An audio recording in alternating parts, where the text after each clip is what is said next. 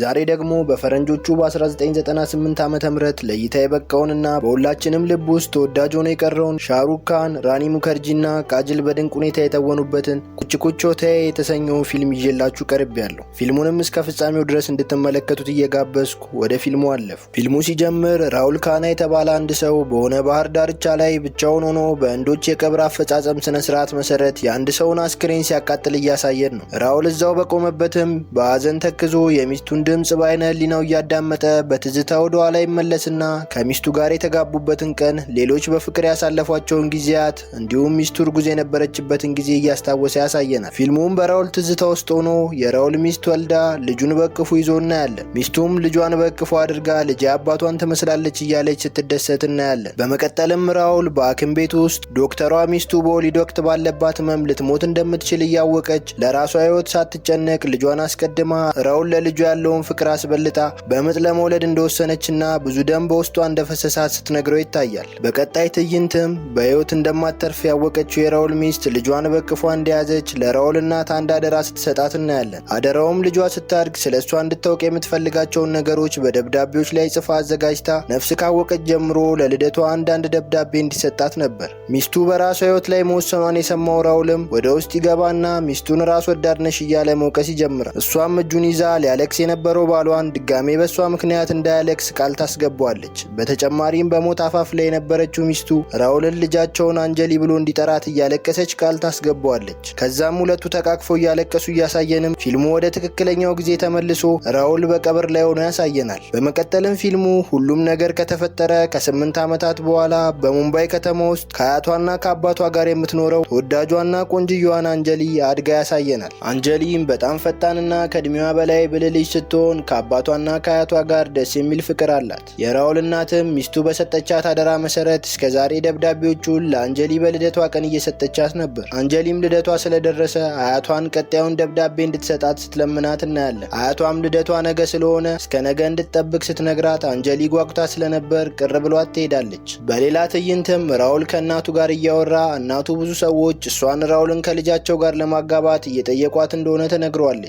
ራውል ግን እንደ እስከዛሬው የትዳር ጥያቄውን ውድቅ ያደርግባታል። በዚህም ራውል አንጀሊን ለማሳደግ ሲል ሌላ ትዳር መያዝ እንደማይፈልግ እንረዳለን። ጠዋት ላይም አንጀሊ በልደቷ ቀን ከእንቅልፏ ስትነሳ እናያታለን። ወዲያውም ከክፍሏ ትወጣና የልደት ስጦታዎቿ ወደ ተዘጋጁበት ትሄዳለች። አንጀሊም ብዙ ትልልቅ ስጦታዎች ቢኖሩም እሷ ግን ከስጦታዎች መሃል የእናቷን 8 ዓመት ሲሞላት እንድታነበው የጻፈችላትን ደብዳቤ ነበር የፈለገችው። ትንሽ እንደፈለገችም ደብዳቤውን አግኝታ በጣም ትደሰታለች። ወዲያውም በችኮላ ከፍታው ማንበብ ትጀምራለች። በደብዳቤውም እናቷ አንዳንድ ነገሮች ካለቻት በኋላ የሆነ ታሪክ ልትነግራት ስለመሆኑና በታሪኩም እናትና አባቷ እንዲሁም ሌላ አንጀሊ ስለተባለች ሴት እንደሆነ ትነግራታለች። ትንሿ አንጀሊም ስለ ሌላኛው አንጀሊ ስታወቅ ትደነግጥና ማንበቧን ትቀጥላለች። ፊልሙም ሌላኛዋን አንጀሊ እያስተዋወቀን በትውስታ ወደ እነ ራውል የኮሌጅ ዘመን ይወስደናል። አንጀሊ ከሴቶች ወጣ ያለ ወንዳ ወንድ ባህሪ ያላት ሲሆን ራውልም በኮሌጅ ውስጥ ቆንጆና በሴቶች የሚወደድ ልጅ ነበር። አንጀሊና ራውልም በኮሌጅ ውስጥ ታዋቂና ተጽዕኖ ፈጣሪ የነበሩ ንጹህ ጓደኛ ማቾች ነበሩ። ሁለቱም አንዳቸውን ከጓደኝነት ውጪ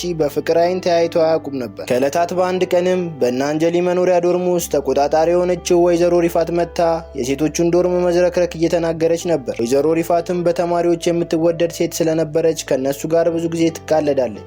ከአንጀሊ ጋር ደግሞ በጣም ትዋደዳለች። ሁልጊዜም አንጀሊን እንደ ወንዳ ወንድ መሆኗን ትታ እንደ ሴት እንድትለብስ ትመክራታለች። አንጀሊም ወሬ ለማረሳሳት ብላ ራውልን ባስኬትቦል ጨዋታ ላይ እንዳሸነፈችው ስትነግራት ወይዘሮ ሪፋት ከራውል እንድትርቅ ትነግራታለች። አንጀሊም ከራውል ጋር ጓደኛ ብቻ እንደሆኑ ስትነግራት ወይዘሮ ሪፋት ጓደኞች መቼ ወደ ፍቅረኝነት እንደሚቀየሩ አይታወቅም ብላ ከባድ ንግግር ትናገራለች። አንጀሊም ከራውል ጋር በፍጹም ምንም አይኖረንም እያለች ንግግሯን ታጣጥልባታለች። በሌላ ትዕይንትም የሴንት ዣቪየር ኮሌጅ አስተዳዳሪ የሆነው አቶ ማሎትራ በግቢ ውስጥ እየሄደ ሳለ ወንደ ወንዶ አንጀሊ ታስደነግጠዋለች። ቀኑም የጓደኝነት ቀን ስለነበር ለአቶ ማሎትራ ተማሪ ብቻ ሳልሆን ጓደኛህም ነኝ ብላ እጁ ላይ የጓደኝነት ምልክት ታስርለታለች። እሱም በአንጀሊ ይደሰታል። ከዛም የተደሰተው ቲና የተባለችው ልጁ ከለንደን ኦክስፎርድ ዩኒቨርሲቲ የቀራትን 1 ዓመት በዚህ ዩኒቨርሲቲ ለመጨረስ እንደምትመጣ ይነግራታል። አንጀሊንም ጓደኛዋ ሆና ግቢውን እንድታሳያት ይጠይቃታል። በተመሳሳይም ራውል ብዙ ሴቶችን እያማለለና የጓደኝነት ምልክት እያሰረላቸው ሳለ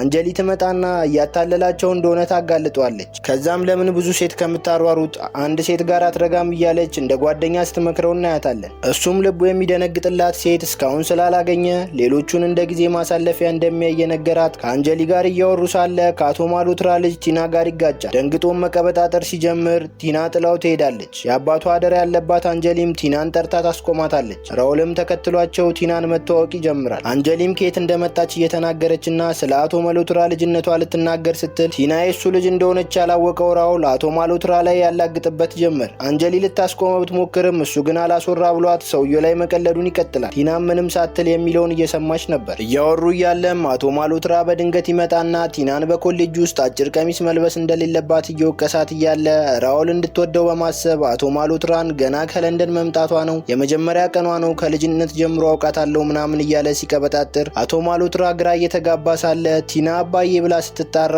ራውል ክፉኛ ይደነግጣል። እንደምንም ብሎም ካስቀየሰ በኋላ በቲና የተማረከው ራውል የጓደኝነት ምልክት ሊያስርላት ሲሞክር ገናውን የተዋወቅ ነው ብላ ጥላው ትሄዳለች።